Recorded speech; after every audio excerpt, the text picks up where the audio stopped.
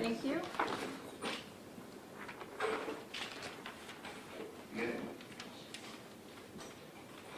Calling case number 15-56881, the people of the state of Michigan versus Mitchelle Angela Blair.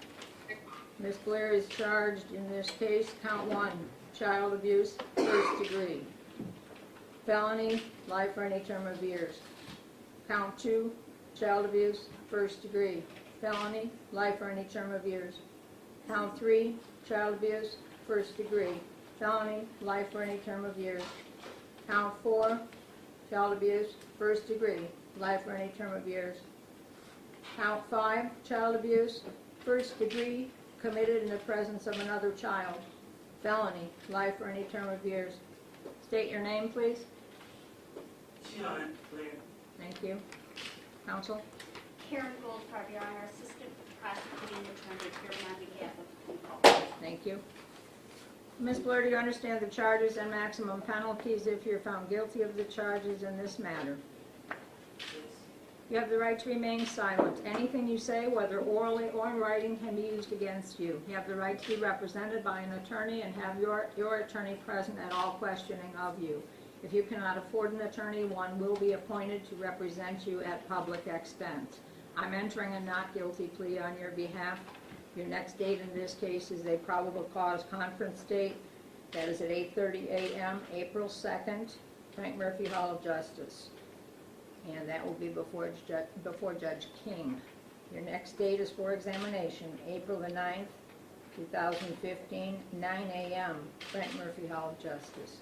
Officer, any holds on Ms. Blair? Any holds, Officer, on Ms. Blair? 3 holds out of 36 days. Thank you. Yes.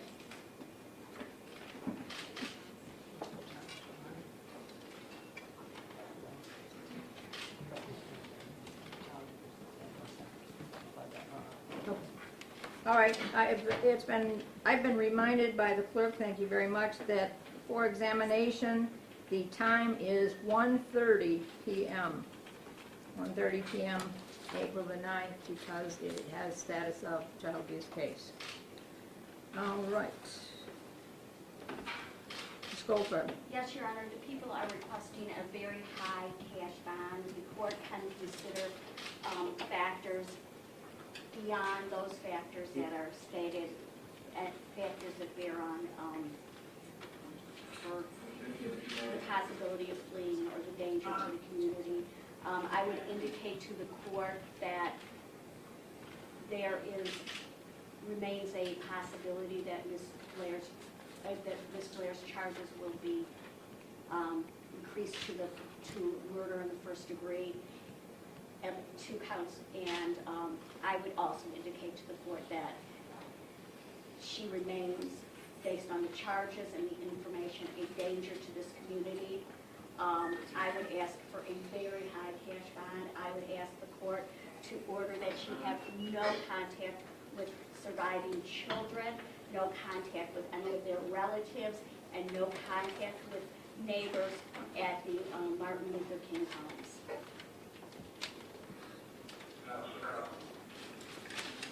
Thank you, Ms. Goldfarb. I think the defendant responded in some way. Ma'am, I've advised you to maintain your silence. Please do so. Thank you. You want to be able to talk to an attorney without having said anything in this case. Thank you. Thank you, Counsel. Certainly the charges in this matter are so heinous that I am going to place the bond at $1 million, cash or surety. I will grant your request to have no contact with the 2, as I understand, 2 surviving children, and no contact with any relatives, and also no contact with any of the neighbors. She's gone. Thank you. Reading my notes. Okay. I was saying, I don't know when you departed, but I was saying that the charges are so heinous that I am ordering, if the bond is going to be $100,000 cash or surety. You are to have... I thought the court said $1 million. I'm sorry. I said $1 million. I apologize. Thank you. Thank you. I'm sorry, Your Honor, it's $1,100,000. 1 million. Sorry, I was trying to remember where I was when she apparently disappeared from the camera. $1 million, cash or surety.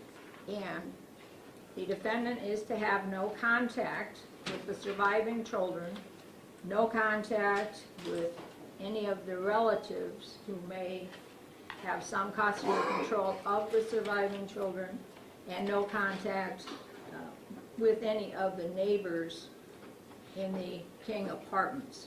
Now you may step aside. Thank you, Counsel. Come on,